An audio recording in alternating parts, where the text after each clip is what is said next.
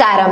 Kitex group എംഡിയും 2020 chief കോർഡിനേറ്ററുമായ Sabu M ജേക്കബിനെതിരെ ബിഗ് ബോസ് മലയാളം സീസൺ 5 ജേതാവും സംവിധായകനുമായ അഖിൽ മാരാർ രംഗത്തെത്തിയിരിക്കുന്നു.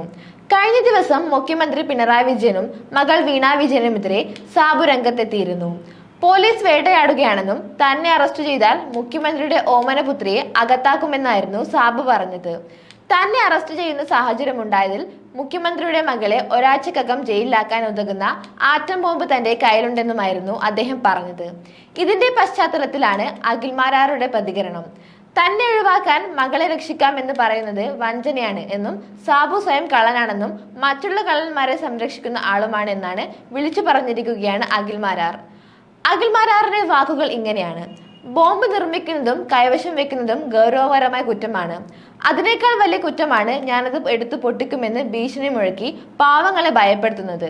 തേങ്ങ ഉടക്ക് സ്വാമി സാറേ, അല്ല സാബു സാറേ. ഇനി കാര്യത്തിലേക്ക് വന്നാൽ സാബു മുതലാളി പറഞ്ഞത്, എന്നെ അകത്താക്കിയാൽ മുഖ്യമന്ത്രിയുടെ ഗോൾഡൻ മകളെ ഞാൻ അകത്താക്കും. അപ്പോൾ അതിനർത്ഥം എന്നെ ഒഴിവാക്കിയാൽ മകളെ രക്ഷിക്കാം.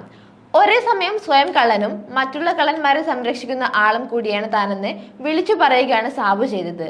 മറ്റൊരു തരത്തിൽ ചിന്തിച്ചാൽ അതിർത്തിയിൽ പാകിസ്ഥാന്റെ കയ്യിൽ അകപ്പെടുന്ന ഒരു പട്ടാളക്കാരൻ രക്ഷപ്പെടാൻ സാബു പറഞ്ഞതുപോലെ പറയുന്നു എന്നിരിക്കട്ടെ. എന്നെ കൊല്ലാതിരുന്നാൽ നിങ്ങളുടെ ഏജന്റായി ഞാൻ തുടരാം. ആത്മാഭിമാനവും രാജ്യസ്നേഹവും ഉള്ള പട്ടാളക്കാരൻ അവന്റെ അവസാന ശ്വാസം വരെയും തന്നെ വിശ്വസിക്കുന്ന ഒരു ജനതയ്ക്ക് വേണ്ടി മരണം സ്വീകരിച്ചാലും രാജ്യത്തെ ഒറ്റിക്കൊടുക്കില്ല. ഇവിടെ സത്യവും നീതിയും പ്രതീക്ഷിച്ച് ഒപ്പം കൂടിയ വലിയൊരു ജനതയെ സ്വന്തം നേട്ടത്തിന് വേണ്ടി ഒറ്റിക്കൊടുക്കുന്ന ഒരു വ്യക്തിയായി സാബു മാറി.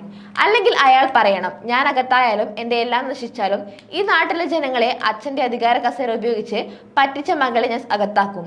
സ്വന്തം പാർട്ടിയെ വഞ്ചിച്ച് കുടുംബസ്നേഹം പുലർത്തി നാട്ടിലെ ജനങ്ങളെ കബളിപ്പിച്ച മുഖ്യമന്ത്രിയെ ഞാൻ തുറന്നു കാട്ടും.